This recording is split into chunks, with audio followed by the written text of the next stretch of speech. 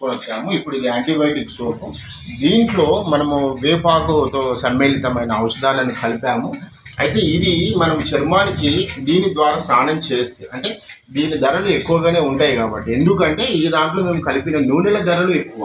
అయితే వీటిలో కలిపిన నూనెల ధరలు అంటే దీంట్లో 80% పైగా నూనెల ధరలతో అంటే నూనెలతో తయారీ ఒక 10% ఏదైతే మేము చేస్తున్నామో ఔషధ మూలికల యొక్క సారాన్ని దీంట్లో కలపడం జరిగింది.